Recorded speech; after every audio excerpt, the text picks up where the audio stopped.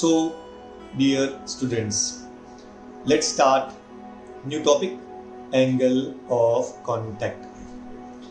Actually, angle हमेशा किसी दो रेज के बीच में होता है. देन हमारे लिए बहुत सिंपल होता है कि जस्ट दो रेज के बीच के एंगल को हम लोग फाइंड कर सकते हैं. लेकिन यहाँ पर जब आप एंगल ऑफ कांटेक्ट किसी लिक्विड और सॉलिड के बीच में अगर आपको फाइंड करना है, then what is the main issue? वो ये कि जो लिक्विड रहता है वो हमेशा कर्व शेप में रहेगा and solid will be straight line. Liquid हमेशा कर्व में रहेगा और सॉलिड हमेशा स्ट्रेट लाइन में रहेगा. इसके लिए how to find the angle? तो हम क्या करेंगे, सबसे पहले जो कर्व्ड पार्ट है आप इस पे टेंजेंट ड्रॉ करो. टेंजेंट कहां पे ड्रॉ करना है? जहां पे लिक्विड और सॉलिड आपस में कांटेक्ट में है. इस पॉइंट पर लिक्विड सरफेस के आप एक टेंजेंट ड्रॉ करेंगे. So draw a tangent at the point of contact. कहां पे ड्रॉ करेंगे? At the point of contact. So tangent to be drawn to the liquid surface at the point of contact. तब angle of contact क्या होगा? This is the angle between the tangent drawn ये वाला और solid surface ये वाला. तो कहने का मतलब ये हुआ, the angle of contact is the angle between किसके बीच में?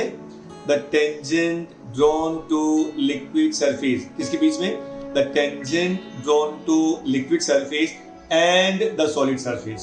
तो कहने का मतलब ये हुआ, angle of contact किसके बीच में होता है? It is between tangent drawn to liquid surface and the solid surface. याद रखना, angle of contact हमेशा एक liquid part रहेगा और दूसरा solid part रहेगा. उनके बीच में रहेगा. Point number 2, ये जो tangent है वो कहाँ ड्रॉ करेंगे? At the point of contact. तीसरा, ये जो एंगल है वो लिक्विड के अंदर से जाना चाहिए. देखो आपके पास में दो पार्ट है, ये भी तो सॉलिड है, ये लिक्विड है, तो आप एंगल ये भी तो ड्रॉ कर सकते हैं. लेकिन ये एंगल ऑफ कांटेक्ट नहीं होगा क्योंकि angle of contact should be drawn inside the liquid. Should be drawn inside the liquid मतलब ये आपका टेंजेंट है और ये सॉलिड सरफेस है, तो ये वाला एंगल ऑफ कांटेक्ट होगा, ये वाला नहीं. जो बाहर की तरफ रहेगा वो नहीं होना चाहिए. The angle should be drawn inside the liquid. I hope it's clear. So once again, angle of contact for a given pair of solid and liquid is the angle between the tangent drawn to liquid surface and solid surface at the point of contact drawn inside the liquid. I repeat, angle of contact for a given pair of solid and liquid is defined as the angle between the tangent drawn to liquid surface and solid surface at the point of contact drawn inside the liquid. तो ये था आपका angle of contact.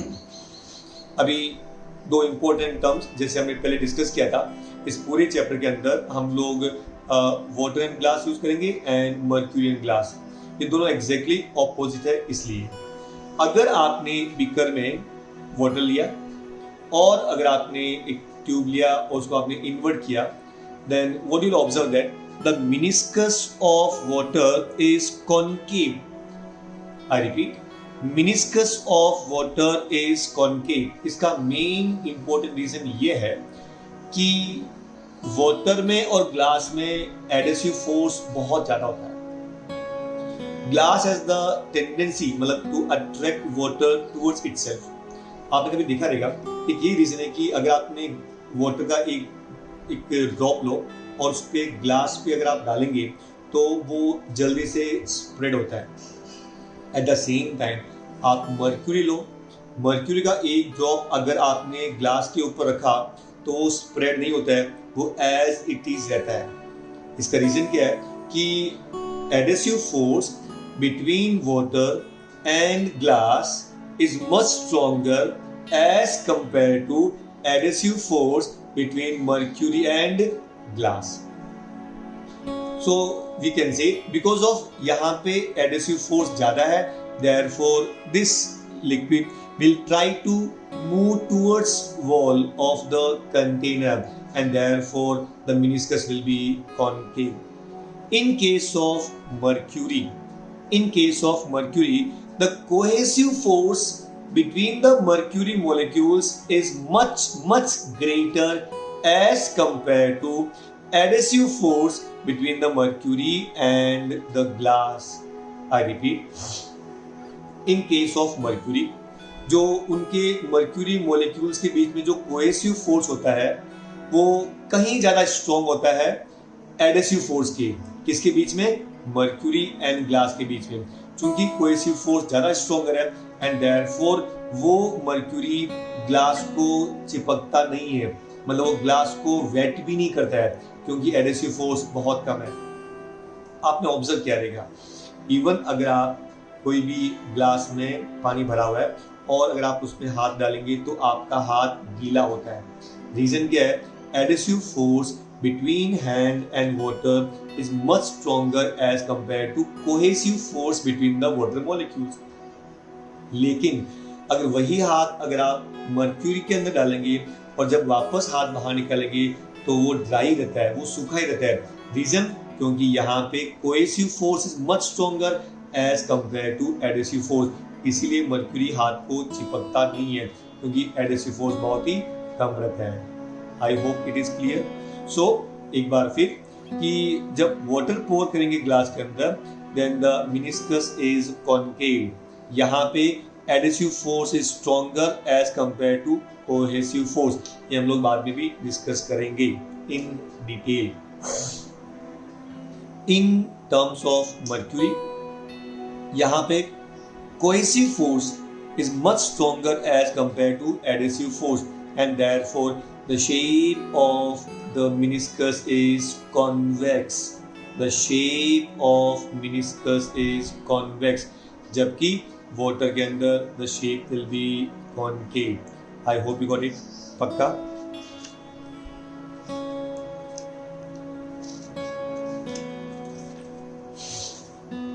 अब देखो shape of meniscus.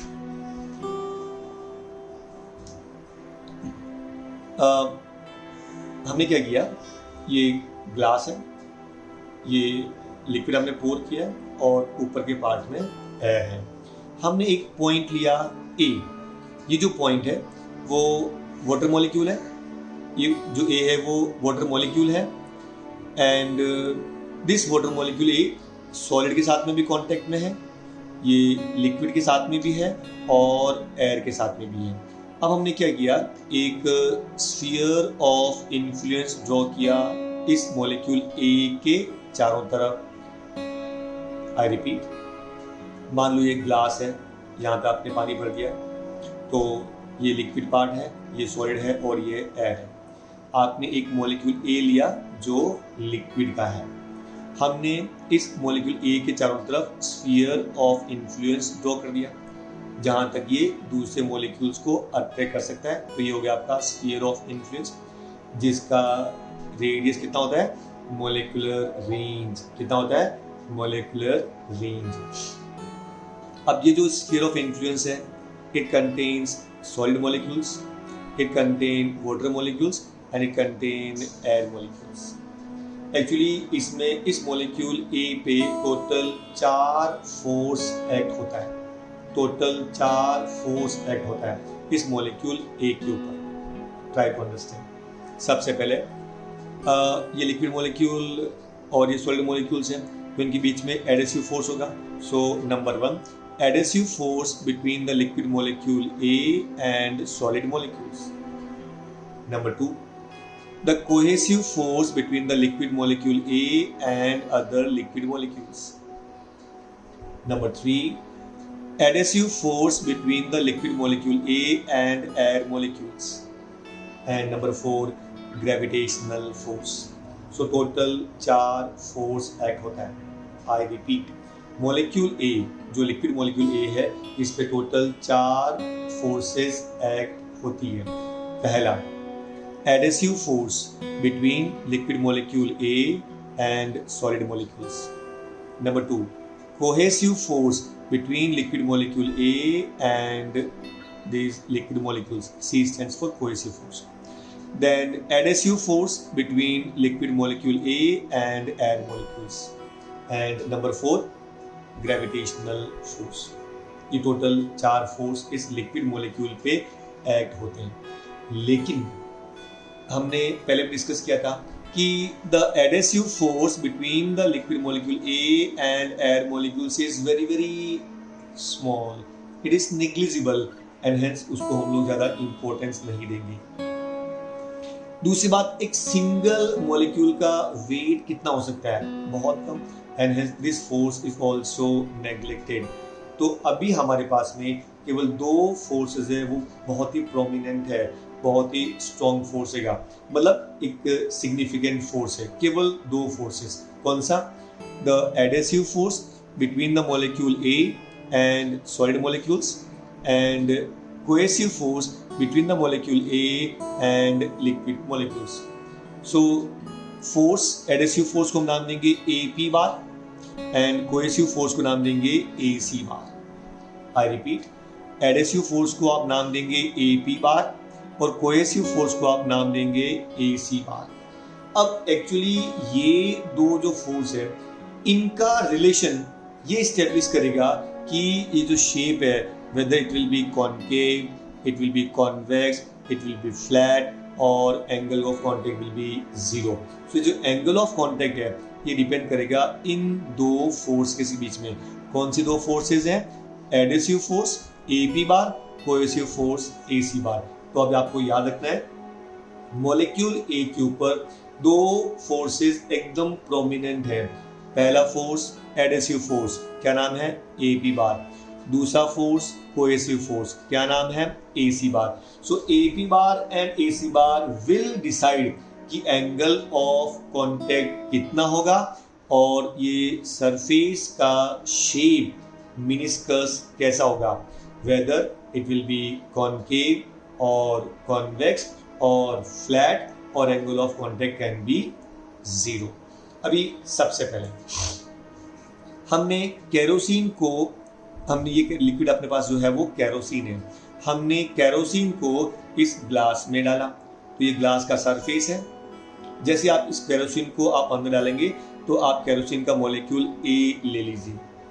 Actually kerosene के अंदर भी adhesive force is stronger as compared to cohesive force. I repeat, in case of kerosene, the adhesive force, मतलब between liquid and solid, is stronger as compared to cohesive force between 2 kerosene molecules.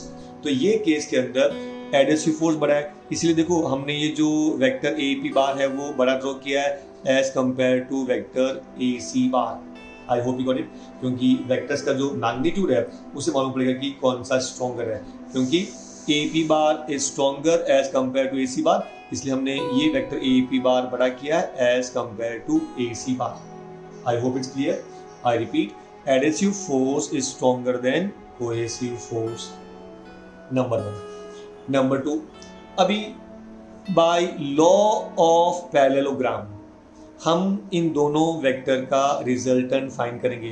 तो अगर आप parallelogram draw करेंगे तो इस AP बार और AC bar bye law of parallelogram AR is called as resultant. AR is called as resultant. तो ये 2 vector का रिजल्टेंट है आपका AR बार। चूंकि एडेसिव फोर्स स्ट्रॉन्गर है, therefore resultant will be towards AP bar, मतलब it will B outside the liquid. देखो अगर ये बड़ा होता तो ये रिजल्टेंट लिक्विड की तरफ होता था, लेकिन चूंकि एडेसिव फोर्स ज्यादा है so resultant will be towards the AP bar, मतलब it will be inside the liquid. तो ये आपका रिजल्टेंट है AR। ये रिजल्टेंट किसका है? 2 वेक्टर्स का, AP बार एंड AC bar. Bye law of parallelogram हम आपका ये आपको रिजल्टेंट AR बार मिला है। ये जो रिजल्टेंट है ये हमेशा उस मॉलिक्यूल के सरफेस के परपेंडिकुलर में रहता है। और अब हम इसका जो if you draw perpendicular to A R bar and that is called as tangent, तो ये आपका टेंजेंट है। तो जब ये आपका टेंजेंट है लिक्विड सरफेस को, तो वो इस तरफ है and therefore the surface of liquid will be concave. I repeat, the surface of liquid is concave. Hence we can say this meniscus called as concave meniscus. And अब जो angle of contact है, तो ये आपका tangent था। याद रखना, tangent हमेशा नॉर्मल मतलब रिजल्टेंट ए आर के परपेंडिकुलर में होता है। और ये अगर आपका टेंजेंट है तो टेंजेंट और लिक्विड सरफेस के बीच में एंगल ऑफ कॉन्टेक्ट होगा। चूंकि ये एंगल ऑफ कॉन्टेक्ट 90 डिग्री से कम है, इसलिए हम उसको बोलेंगे acute angle of contact. I hope it's clear. So once again in short, when kerosene is poured in glass, then adhesive force is much stronger as compared to cohesive force. Therefore, resultant will lie in solid. The normal to the resultant is tangent. And the angle between tangent and solid surface is less than 90. Therefore, angle of contact is acute angle. I hope it's clear. पक्का? Now say this. अभी second. Let's consider mercury. इस बार आप mercury को डालेंगे glass के अंदर। तो ये मर्क्यूरी है, लिक्विड वाला पार्ट, ये अपना वही ग्लास है और ये वाला पार्ट एयर है। ना वही आपका मर्क्यूरी का एक आपने मॉलिक्यूल ए लिया जो एयर के साथ में भी कांटेक्ट में है, सॉलिड के साथ में भी और लिक्विड के साथ में भी। हमने स्फीयर ऑफ इन्फ्लुएंस ड्रॉ कर दिया। याद रखना हमेशा ही आपको स्फीयर ऑफ इन्फ्लुएंस ड्रॉ करना है। The sphere of influence contain few air molecules, then water molecules and solid molecules. Then adhesive force between molecule A and solid is given by AP bar, and cohesive force between liquid molecule A and liquid molecule C is given by AC bar. तो cohesive force है AC bar, adhesive force है AP bar. हमने पहले भी discuss किया था। Mercury में अब जब हाथ डालेंगे तो वो गीला नहीं होता है। इसका मतलब मर्क्यूरी में cohesive force is much stronger as compare to adhesive force, and therefore ये जो वेक्टर AP बार है वो छोटा वेक्टर है और AC बार है वो बड़ा वेक्टर है। ये दोनों वेक्टर से मालूम पड़ता है कि कौन सा फोर्स ज्यादा है। So the adhesive force AP bar is smaller as compare to cohesive force AC bar. अब AP बार एंड AC बार को जब आप लॉ ऑफ पैरेललोग्राम से फाइंड करेंगे तो resultant is given as AR bar. What is the resultant? AR bar. क्योंकि इस बार AC बार स्ट्रॉन्गर है, therefore resultant will be inside the liquid. Resultant will be inside the liquid. ये आपका हो गया रिजल्टेंट AR बार। रिजल्टेंट को जो आप परपेंडिकुलर ड्रॉ करेंगे इसका नॉर्मल, तो दैट विल बी टेंजेंट। तो ये आपका टेंजेंट हो गया। और अगर टेंजेंट ये है तो इसको टच करते हुए आपका सरफेस होगा, and hence we can say the surface of mercury is convex, और अब आप एंगल ड्रॉ करेंगे टेंजेंट से सॉलिड सरफेस तक, और this angle of contact theta is more than 90 degree. Therefore, angle of contact is obtuse. Angle of contact is obtuse. I hope it's clear. कोई doubt इसके अंदर? पक्का? वापस देखो। In short, जब मर्क्यूरी को आप ग्लास में पोर करेंगे तो एडहेसिव फोर्स का नाम है AP बार, कोहेसिव फोर्स का नाम है AC बार। मैंने आपसे पहले भी डिस्कस किया था कि जब आप हाथ डालेंगे मर्क्यूरी में तो हाथ गीला नहीं होता है। रीजन इसका ये है कि cohesive force is much stronger as compare to adhesive force. तो cohesive force is much stronger as compare to adhesive force. By law of parallelogram से हमने उसका रिजल्टेंट निकाला AR बार। इस रिजल्टेंट को आप नॉर्मल ड्रॉ करेंगे, वो आपको मिलेगा टेंजेंट, और इस टेंजेंट और सॉलिड सरफेस के बीच में जो एंगल हमेशा लिक्विड के अंदर से जाना चाहिए and therefore this angle of contact is obtuse. चूंकि ये एंगल ऑफ कांटेक्ट 90 डिग्री से ज़्यादा है, therefore angle of contact is obtuse.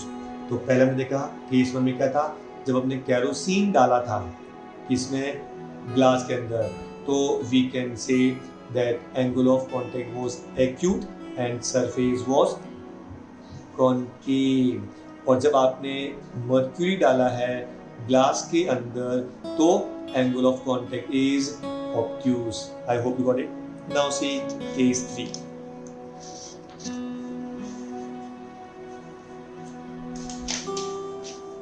Number 3, अगर आपने वाटर डाला है ग्लास के अंदर, अगर आपने वाटर डाला ग्लास के अंदर, तो आप देखा कि जैसे ही आप हाथ डालेंगे पानी के अंदर, देन आपका हाथ गीला होता है, आपका हाथ गीला होता है। इसका मतलब ये हुआ कि adhesive force is much stronger as compare to cohesive force. Adhesive force is much stronger as compared to adhesive force is much stronger as compared to cohesive force. In fact, actually water का cohesive force तो almost zero रहता है। तो सोचो कि आपके पास में दो फोर्स है और एक फोर्स का वैल्यू बहुत ज्यादा है और दूसरा जीरो है, then can we say resultant will be along the that force only. तो चूंकि cohesive force zero, so AC bar is zero. तो आपके पास में केवल एक ही फोर्स है प्रोमिनेंट, और वो कौन सा है? Adhesive force. उसका नाम है AP बार, उसका नाम है AP बार। अब चूंकि एक ही फोर्स है तो वही हो गया आपका रिजल्टेंट। तो resultant is AR bar is along the one side only. I hope you got it. अब जब ये रिजल्टेंट है तो आप इसका जब परपेंडिकुलर ड्रॉ करेंगे तो उसका नाम है टेंजेंट। तो अगर आपका ये टेंजेंट है तो definitely angle of contact between the solid surface and tangent is zero, क्योंकि यही solid है और ये tangent है, तो उनके बीच में एंगल कितना रहेगा? Zero, because they are parallel। तो जब दोनों parallel रहेंगे तो उनके बीच में एंगल रहेगा zero, and therefore angle of contact between pure water and glass is zero। I repeat, angle of contact between the pure water and glass is zero। हमने ये वर्ड प्योर वर्ड क्यों use किया था? क्योंकि अगर मान लो water में कुछ इम्प्यूरिटी रहती है तो एंगल ऑफ कांटेक्ट चेंज होता है, एंड देयरफॉर ये हम लोग डिस्कस करेंगे कि what are the factors on which angle of contact depend. लेकिन आई होप आपको ये समझ में आएगा कि अगर प्योर वाटर है और ग्लास है, then the angle of contact between them is zero and the surface will be almost flat. I hope you got it. Now see this.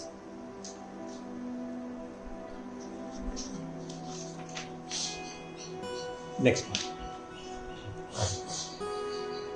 अब एक हमने अज्यूम किया हाइपोथेटिकल कंडीशन। हाइपोथेटिकल मतलब ये अगर मान लो इसके बेसिस पे हम लोग ये बोल सकते हैं कि सरफेस कॉन्वेक्स कब होगा और सरफेस कॉनकेव कब होगा। So keeping this in mind, जैसे फॉर एग्जांपल ये आपका सॉलिड है और ये आपका पूरा लिक्विड है, तो इसके अंदर क्या होगा कि ये जो सॉलिड सरफेस है वो AB बार है और ये लिक्विड सरफेस है वो AC बार है। And keeping this in mind कि ये जो कोहेसिव फोर्स AC बार है, it makes an angle 45 degree with the surface। तो अगर आप चाहते हैं कि ये जो सरफेस एकदम स्ट्रेट होना चाहिए तो स्ट्रेट कब पॉसिबल होगा? अगर ये AC बार है और ये 45 मतलब ये भी 45 है, एंड जब ये 45 है तो डेफिनेटली अगर ये AC बार है और जिसके साथ में एंगल बनेगा this will be cos 45, and cos 45 is 1/√2, 1/√2, and therefore we can say अगर ये AC बार है तो इसका कंपोनेंट का वैल्यू होता है AC/√2। आई रिपीट, ये AC बार है, it makes an angle 45 degree with the solid and 45 degree with the liquid. अगर ये 45 डिग्री है तो कैन वी से कि इसके साथ में एंगल बनेगा और जिसके साथ में एंगल बनेगा वो हमेशा cos थीटा रहता है, एंड देयरफॉर अगर इसका नाम AC बार, मतलब ये कोहेसिव फोर्स है और ये AC बार है, तो इसका नाम होगा AC cos 45, AC cos 45, या we can say, and what is cos 45? 1/√2, 1/√2, and therefore ये जो वैल्यू होगा वो होगा आपका AC/√2. I hope it's clear. इसका वैल्यू होगा AC/√2. अब इसमें 2 पॉइंट इंपॉर्टेंट, कि अगर आपका जो सरफेस है वो एकदम परफेक्ट हॉरिजॉन्टल रहेगा, तब कंडीशन क्या है? AP बार should be equal to AC/√2, तो surface will be perfect horizontal. लेकिन अगर आपका ये एडेसिव फोर्स ज्यादा है, अगर आपका एडेसिव फोर्स ज्यादा है, तो क्या होगा? Liquid molecule will be attracted more and more towards the glass. है, तो उस समय कंडीशन क्या होगा? कि AP bar is greater than AC/√2. I repeat, अगर AP बार और AC/√2 अगर इक्वल हुआ तो क्या होगा? The surface of liquid will be perfect horizontal, will be perfect horizontal. कब? अगर एडेसिव फोर्स और अगर आपका कोहेसिव फोर्स इक्वल रहेगा तो. लेकिन अगर आपका adhesive force is greater as compare to cohesive force, अगर ये AC बार से ज्यादा रहेगा, तो इसका मतलब क्या हुआ? एडेसिव फोर्स ज्यादा रहेगा, इसका मतलब क्या हुआ? कि वो लिक्विड मॉलिक्यूल को अपनी तरफ ज्यादा से ज्यादा अट्रैक्ट करेगा, and therefore the liquid molecule will creep on the walls of container. ऐसा वो ऊपर तक चढ़ेगा, एंड देयरफॉर उस समय क्या होगा? The surface will B concave, will be concave, and angle of contact will B acute. For example, kerosene in glass and impure water with glass. अभी केस 2, अगर आपका एडेसिव फोर्स इस कोहेसिव फोर्स से कम है, मतलब AC/√2 से कम है, तो अगर आपका AP जो बार है, ये फोर्स है, वो इस फोर्स से कम है, इसका मतलब क्या हुआ? कि AC bar will be more and more. अगर कोहेसिव फोर्स ज्यादा रहेगा तो क्या होगा? कि जब ये फोर्स ज्यादा रहेगा, then it will not stick, it मतलब liquid will not stick to the glass surface, और वो अपनी तरफ ज्यादा अट्रैक्ट करेगा. Therefore angle of contact will be obtuse. So condition 2 क्या बोलते हैं? कि अगर AP बार AC/√2 से कम है, then angle of contact will be obtuse, and we can say surface will be convex, will be convex. I hope it's clear. Next point, अभी shape of liquid drop on the solid surface. Shape of liquid drop on solid surface. Consider a liquid drop.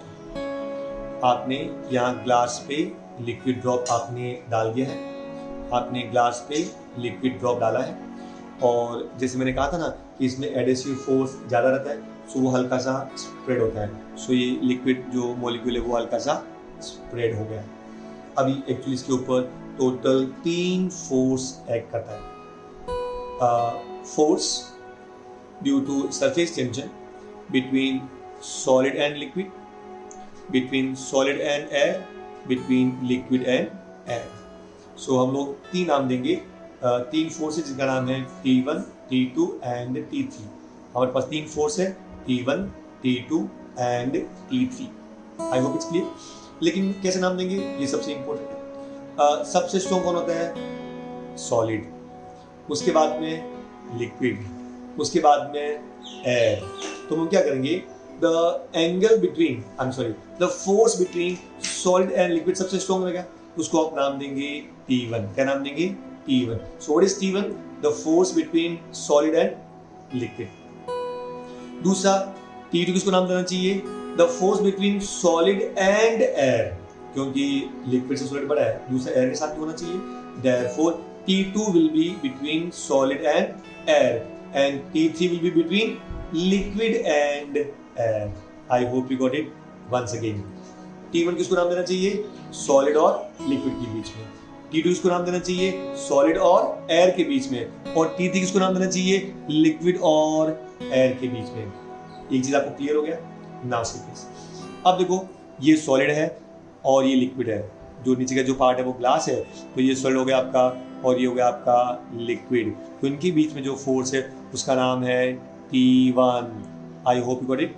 So T1 is the force due to surface tension between solid and liquid. Similarly ये आपका T2 है, ये किसके बीच में है? Solid और air के बीच में। ये T3 है, ये किसके बीच में है? Tangent drawn to liquid surface and the air.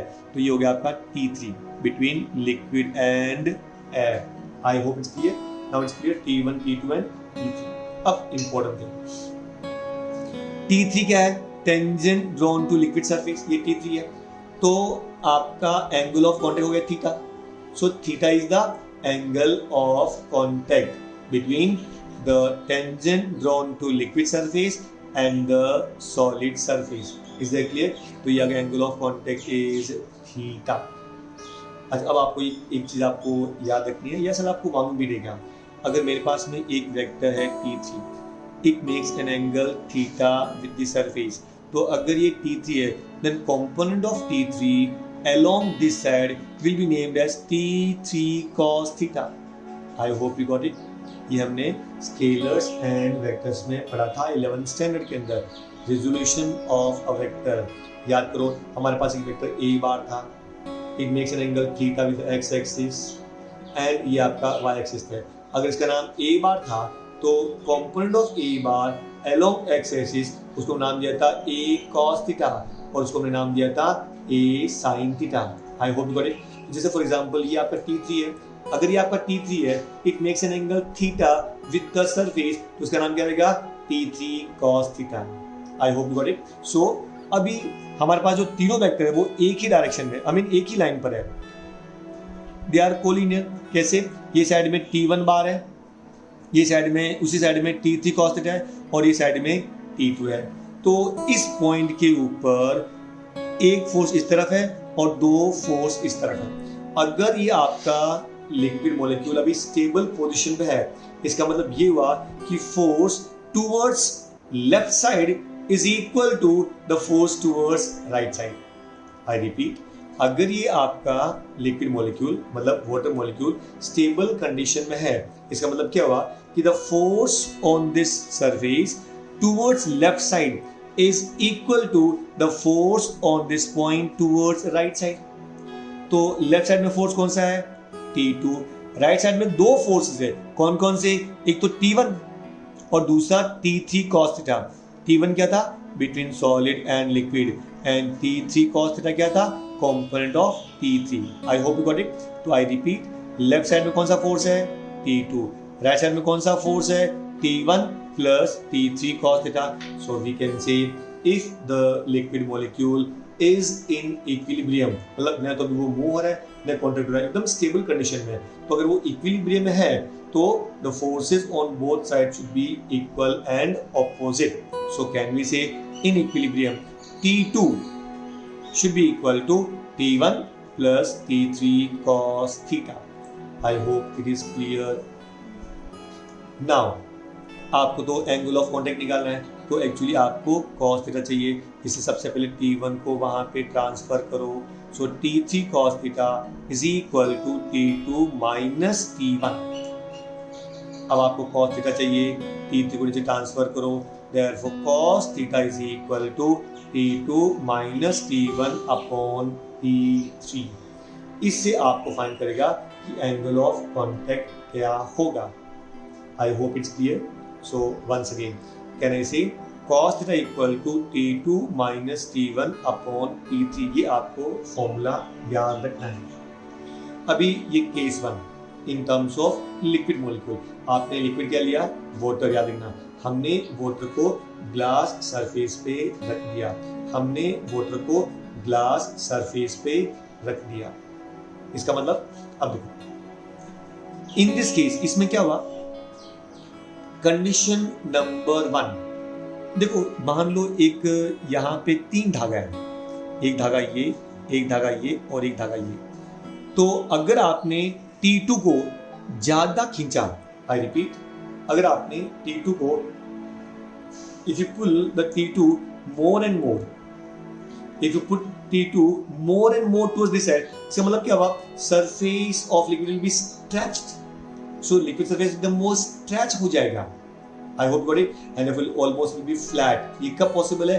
अगर आप T2 को अपनी तरफ ज्यादा खींचेंगे. अगर आप इसको ज्यादा खींच रहे हैं, इसका मतलब ये हुआ कि T2 is much stronger. तो पहला कंडीशन, अगर T2 जो है वो T1 से बड़ा है, मतलब ये वाला पॉइंट ऑफ लिक्विड को आप खींचेंगे बाहर की तरफ, ऑब्वियसली वो फ्लैट हो जाएगा. एंड देयरफॉर अगर T2 इससे बड़ा है तो condition number 1, T2 is greater than T1. ये इससे बड़ा, देखो T2 is greater than T1, इसका मतलब ये पॉजिटिव है. Is that clear? Second thing, लेकिन T2 माइनस T1 जो है वो T3 से छोटा है. अगर न्यूमरेटर इससे डिनोमिनेटर अगर छोटा रहता है तो value is always less than 1. Value is always less than 1. I hope you got it. Once again, पहला कंडीशन नंबर 1 क्या था? द फर्स्ट कंडीशन इज कि अगर आपका पहला कंडीशन क्या था आपका कि T1 T2 is greater than T1. T2 is greater than T1. तो इसका मतलब ये हो गया आपका पॉजिटिव हो गया. दूसरा, T2 minus T1 is less than T3.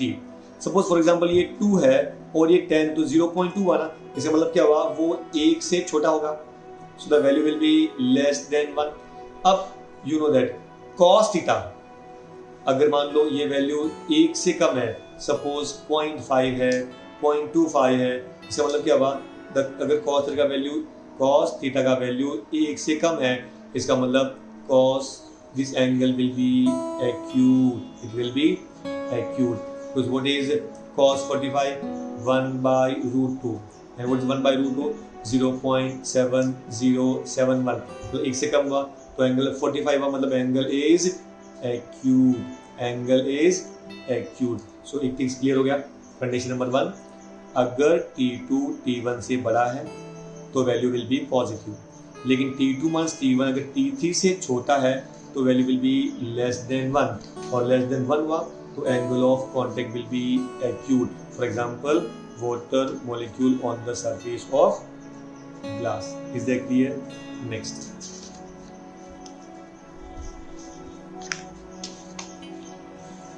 अभी केस 2. अगर आपने T2 is less than T1, ये जो T2 है वो T1 से कम है, इन अदर वर्ड्स T1 जो है वो बड़ा है एज कंपेयर T2. इसका मतलब ये हुआ आपने ये पॉइंट को अंदर की तरफ खींच लिया. अंदर की तरफ खींचेंगे then it will take the shape of like this, क्योंकि ये जो पॉइंट है उसको ऐसे अंदर खींचेंगे तो क्या होगा? It will be take like this shape and this will be like the mercury droplet. Actually example mercury का है. अभी आपका T1 हो गया, ये T2 और ये T3 है. तो अगर T2 is less than T1, ये T1 से कम, इसका मतलब ये नेगेटिव है. I hope it's clear. तो आपको आंसर नेगेटिव मिलेगा. And also T2 minus T1 is less than T3, तो आंसर नेगेटिव में है लेकिन 1 से छोटा है. इसका मतलब क्या हुआ कि angle of contact will be obtuse, क्योंकि सेकेंड क्वाड्रेंट के अंदर कॉस का वैल्यू नेगेटिव होता है. सेकेंड क्वाड्रेंट के अंदर कॉस का वैल्यू नेगेटिव होता है और ये आपको वैल्यू नेगेटिव मिला. इसका मतलब ये जो वैल्यू है T3, वो जो टेंजेंट T3 है वो सेकेंड क्वाड्रेंट में and the angle of contact will be obtuse. Example, mercury placed on water. I hope it's clear. Now see case 3. अगर T2 minus T1 is equal to T3, मतलब numerator is equal to denominator, they will get cancelled. Value will be 1. Value will be 1. So T2 minus T1 is T3. Cos theta will be equal to 1, and therefore theta will be almost 0. मतलब pure water on glass. Case 4. If T2 minus T1 is greater than T3, अगर numerator इससे बड़ा होगा T3 से, इसका मतलब cos theta का value 1 से बड़ा होगा, cos थीटा का वैल्यू 1 से बड़ा होगा. ऐसा कोई वैल्यू नहीं है cos का जो 1 से बड़ा हो, and hence this case is not possible. I hope it's clear.